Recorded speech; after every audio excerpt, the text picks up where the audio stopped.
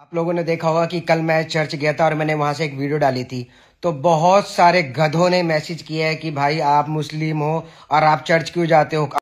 Kublai sibun ya pi baro ki baju setanat bat ki baju kersan ya kana ka channel ka jonga daga jingkar patrit ka jonga ya pi baro ki bape ja kana ka video lada pidang dek berang tamai subscribe ja kana ka channel basal lajru ki video jong kana ka channel kum ka dak jingkar san ka jong pi yanga kublai sibun ya pi baro ki bape ja kana ka video balai une breu la kentai berle cepo masjid wala da udai makna hakakan hunnya muslim hendrai une breu la kentai pat berle cepo masjid Badune ubru la ongru ngam kwa ban le chapo masjid hendrai ngakwa ban le tang hapo ying mane kalong ka ka balengo wala da udai makna muslim hendrai kwa pat ban le chapo ying mane bat kila don ru kibru kibla keren ben yo no ubru bat kila ong kumno pidai muslim hendrai pilej pat hapo ying mane hendrai no ubru la juba bet ladang ale hakano kano kenhunru kasyong hanga simen don bala ban wan tuklar ya kam ka jonga ya ka jing im simet ka jonga batune ubru la ongru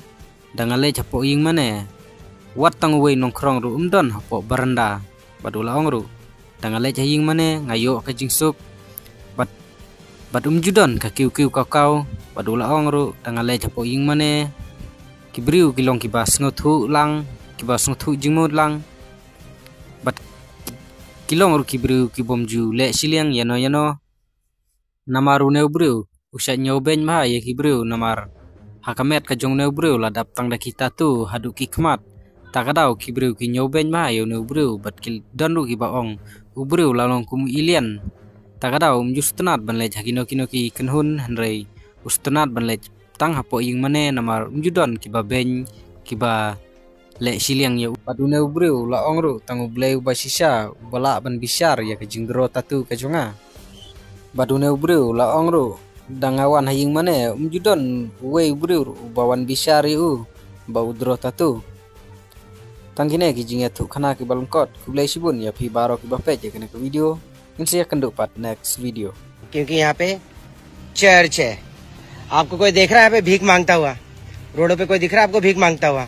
आपको यहाँ पे कुछ दिख रहा है कोई सामान बेचता हुआ कुछ दिख रहा है? पता है क्यों? क्योंकि यहाँ पे चर्च है। ठीक है, भगवान